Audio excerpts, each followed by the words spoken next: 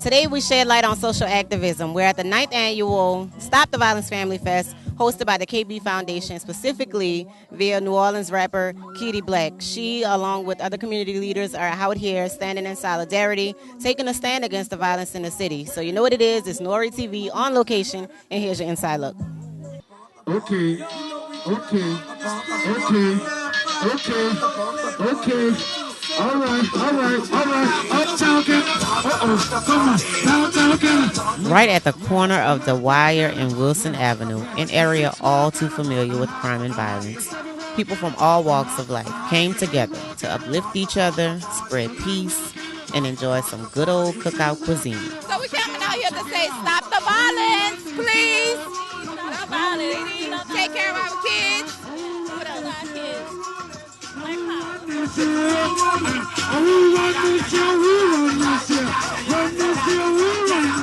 Mr. Meana, have a PNC in the building. What's going on, sir? How you doing? Happy to be here, you heard me? We're here talking about the violence in the city. We need solutions. What's your take on that?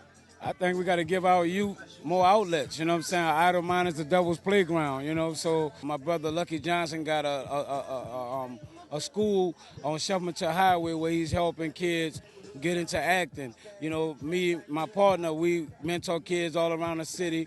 And my brother Streets, who I just was talking to, is opening up a program where he's allowing kids to come in and learn how to produce and learn how to rap and learn in the business. So I think if we could put them into a position where they're doing something that they love doing, you know what I'm saying, they wouldn't have time for the crime, you know? Right. And how much of it is peer pressure, do you think? I couldn't hear you. How much of it is peer pressure, do you think? A lot of it, you know, social media, you know what I'm saying? You know, it's always what people perceive it to be. You know, social media is a perception, and people only put up pretty much their wins. There's very few people that put up their losses. Shout out to Super Sin. You know, she put you through everything she go through. Mia X, she put you through everything that she go through. So the majority of the other people like just put up only their wins. So to a person that's looking at social media, sometimes they think everybody's winning except them. So yeah, that becomes peer pressure by itself, you know. What else can we do? Because a lot of it is fear too. They operate on fear, and the rapport between the public and the NOPD. How do you think that's affecting everything? First of all, we got to put God in it again. You know what I'm saying? I think we have eliminated God out of a lot of stuff. God eliminates fear, because if you know that God is with you through all things you go through, you wouldn't have to move off of fear, you know.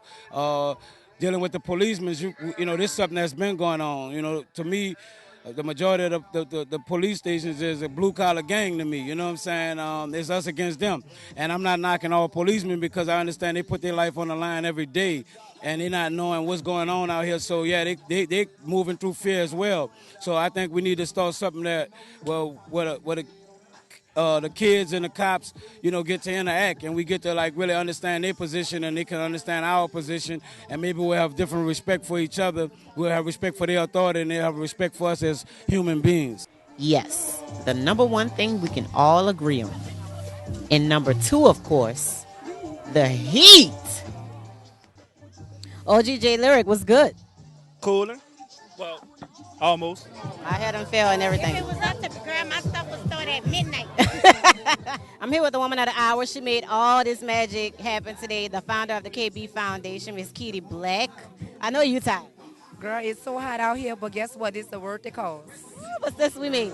Despite those disrespectful temperatures, honey, the show had to go on. We got to see live performances from some of the most beautiful talent our city has to offer. We fighting the war on two fronts. Blacks killing blacks, plus the cops killing us. It really ain't a secret that they not feeling us. How unity's the only way they'll stop killing us. Also hitting the stage, Miss Keedy Black herself. You getting ready, Norie? Come on. You gotta stay strong. You gotta hold on. You gotta hold on.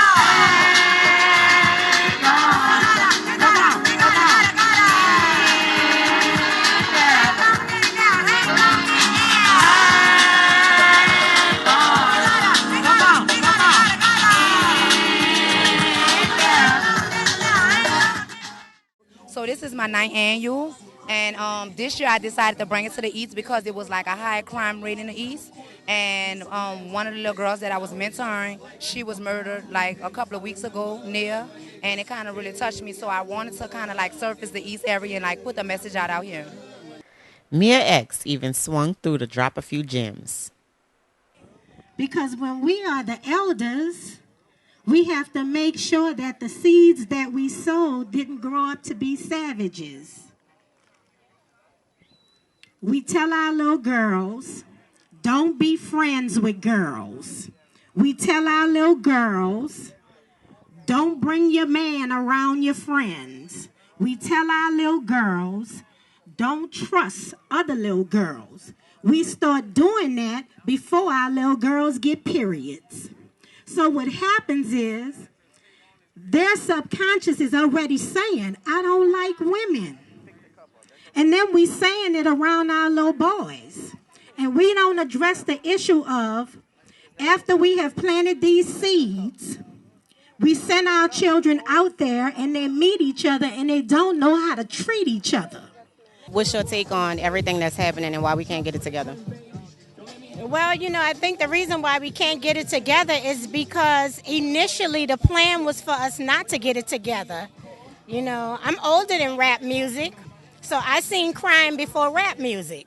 Systemically, racism is what it is, and it's designed to keep the urban communities plagued with a lot of violence, a lot of unemployment, and so when the people are hopeless, they act out. We already know how the majority of the police feel about them. We already know that the system was set up for us to fail. So since we know these things, when we in the home, we got to stop saying, I don't trust no women. I don't like no women. We got to stop telling our sons, you don't owe her nothing. You ain't got to marry her.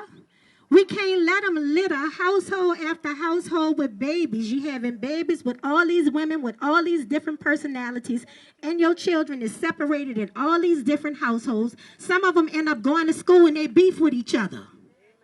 Have you ever found yourself in dangerous situations, like life or death situations? Yeah, I have. But I think, when you're a child that grow up in a city, at some point you may find yourself in a life-threatening situation. I don't think that's anything new to anybody, and that's unfortunate that we're so desensitized to the fact that, a lot of violence happens to us and around us. I've seen violence all my life. So in those situations, who did you go to for support where you felt the most safe or that gave you the best possible solutions? It was at home, and it was like a mentorship, because when we were younger, the village did raise the neighborhood. When I was younger, the elders really could whip us. They could whip us, and they could take us to our parents and say, your baby was cutting up and I whipped them. And guess what? We was going to get another whipping. So we knew when we passed by Miss May, you can't curse. When we passed by Mr. Bubby, we couldn't spit or skip or run. It was certain things we had to do because the elders governed the neighborhood. So we need that again. So what we have to do is strengthen our family again. We all had older people we wasn't kin to could tell us get out the street, could tell us stop all that cussing, could handle us like they was parents. We can't do that now because a lot of parents get in their feelings when you're trying to save their children's lives. I'm tired of the violence like everybody else, but I recognize the kings and queens in all of y'all. And I'm just asking y'all to step into y'all royalness and raise these little children like the great royal kings and queens that they supposed to be. Anything else you want to let the people in New Orleans know before we go? I love you, New Orleans, from my date of birth to the day I die. And shout out to Keedy Black. She is a beautiful inside-out woman. She's been doing this for 7 years, and I'm so proud of her. And it didn't stop there, y'all. I had to pick a few brains and try to discuss the root of the problem and see if we could find a possible solution to this growing problem in our city. A lot going on in the city, a lot of violence, man. What's your message to the people? Killing your own ain't gangster. I just saw Brother Roe out here. He got shirts that's they selling think like $20, $30 to say killing your own ain't gangster. I mean, it don't get no better than that. Why do you think we still have this problem? Man, now, it's rare that you and I have a conversation. You ask me a question and I don't have the answer. But at this point, I don't know, man. It's sad though. Yeah, I'm sick of hearing the same narrative, jobs and money and stuff like that. But it has to be something deeper than that. You agree? Yeah, I mean, we don't look at each other as brothers and sisters, because if you look at the person you don't know the same way you look at your actual brother, when they going through something, you're gonna look out for them. So when Trayvon Martin got killed, you should have took that as personal as his brother took it or his mama took it. By you being a mother, I'm being a father. You know, like once we do that, we're gonna be all right. But. All right, I'm here with the music producer of Street Kings Music. How you feeling today? Good. How you doing today? Good. Thank you for gracing us with your presence today. Appreciate you. Thank you for having me on. All right, so we're talking about some serious issues. How do you feel about the crime in the city? Man, I feel heartbroken about a lot of the crime in the city. I got a lot of partners, family members that got killed, got caught up in the system just because of the crime aspect, being a product of the environment, and just getting caught up sometimes, Now, I know what we see on the outside looking in. We might see mug shots of them smiling or smirking, or like we don't really get to see what goes on in that courtroom. But I want to know, just give us a behind the scenes aspect of how it unfolds. Like once they get back there, they're in that cell, and it really sets in. Like, man, this is my life right now. Man, once you get that phone call and once you sit down with some of these kids, it's of course is a sense of redemption and what they try to get insight from their peers or people that's already been through it once they're caught in it. But the main thing is trying to catch them before they get there, man. Try to catch them and stop the process from being a continued situation. And a lot of these places you go to, of course you would think that some of these people that's our people are passionate about helping the youth, about trying to like you say, use preventative measures to stop them from going through the things they're going. But the truth is, these people that's working in these atmospheres, all they care about is a dollar. All they care about is making sure money in their pocket. They get these positions and then they play politics, but they really don't care about the youth, man. And you got to get genuine people who are passionate about the youth, who actually care to redirect this behavior. You know what I'm saying? How you doing? My name is Anthony Jackson Jr. I'm a youth and community advocate. And I'd just like to announce that I'm running for state representative, District 100 in New Orleans East. The young man with the plan, and the plan is breaking the cycle in New Orleans East by potentially planning to open up a trade school to give the youth jobs and alternate routes in case they don't want to go to college, and also to combat crime in New Orleans East. By the way, I'm Coco Wade with Exposed Magazine, the editor-in-chief, and thank you so much for taking a minute. So I support Keedy Black because she's doing something that's amazing, but she's getting her hands dirty, and the violence in the city needs that type of attention from someone who has influence. Unfortunately, I think the approach that is going right now about locking the kids up inside, I don't think it's the best approach. I think it's something that needs to be addressed, but I think eventually if there's some mentorship, if there are opportunities like this, if there is some sort of hands-on development with them, then that could combat the issue. Maybe not solve it immediately, but it's a process. Reading is the foundation of every subject. So if there were more reading programs, I think we would see a big difference in the crime that's going on in our city. All right, I'm here with my boy Big Ramp. He's out here supporting the movement, supporting the cause. What do you think about the event so far? Oh, man, Keedy put it on every year. It go down, you know what I'm saying? Like, she switched locations this year, but it's still all good, you know what I'm saying? Everybody still showed up, you know what I'm saying? The councilwoman came out, it's all love, you know what I'm saying? I just like to help support stuff like this. How can we, besides like events like this, how can we be more proactive in our city? The people on the citizen level, what can we do? I think people should engage each other a little more, like, you know what I'm saying? And not be so standoffish with each other, like, you know what I'm saying? Like sometimes people sometimes you got to tell somebody, hey, man, it's all right. Like, you know what I'm saying? Like, sometimes people... It's okay, sis. Okay, bro. Yeah. Sometimes people be needing to hear it's all right sometimes. They don't even know that they be needing to hear that until you hit them with it. And one New Orleans rapper shared the story of his parents' tragic death in an effort to raise awareness about not only street violence, but domestic violence as well. Out here talking about the violence in the city. How do you feel about the violence in the city right now? 17-year-old was shot and killed this morning. What's your message to the youth or anybody that's just out there causing pain and hurt to all of these families? Well, first of all, you know what I mean, you definitely got to keep your head up and keep your head focused. You know what I mean, stay on the mission. I feel as though even though I am an adult, you know, I'm still a child of violence. My father killed my mother and himself in front of me when I was 11. So I firsthand know of violence. So you definitely have to stay focused because the world keeps going. But you have to be aware. You have to be conscious. Stay aware of your surroundings and just pay attention. And I am going to touch on that today as well, too, with my hip-hop and my music, with a song I have called I Have a Dream. Tell us how you got through that. How do you cope with something like that? You remember it vividly, the details? Yeah. Oh, yeah, definitely. I was right there. I was right there. He did it right in front of me. He took my mother's life and took his own life with no disregard for mine.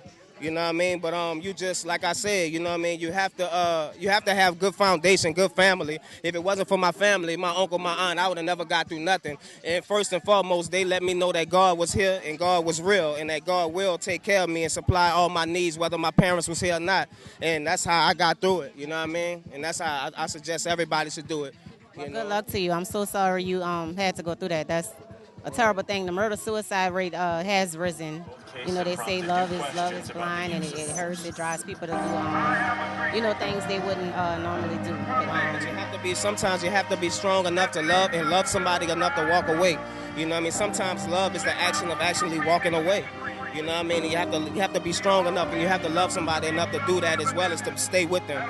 I agree 100%. But thank you, sir, for talking. Thank you. And we'll check your work out. Thank you so much. I'm doing this for the reason Malcolm never back down. Same reason Rosa Parks got on the bus and sat down. The reason I rock a hoodie in the memory of Trayvon. We need more than insurance, so tell State Farm. There is nothing they can offer that can save us. Unless they ask these cops why from us that they enslave us. Ask them why they shoot us when they tell us put our hands up. We followed instructions, they still hit that man up. I think it's time that we wise up and man up. Divided we fall, united we can stand up. Like Lady Liberty, when Liberty fails, all my people know it's crack like the Liberty Bell. Yeah, cause that's the only way we know the way to eat. And for that, crackers lock us up and throw away the key. No presidential pardon can pardon us from the fate. But the black man's future and the white man's hate. Come on. Stop the violence, New Orleans.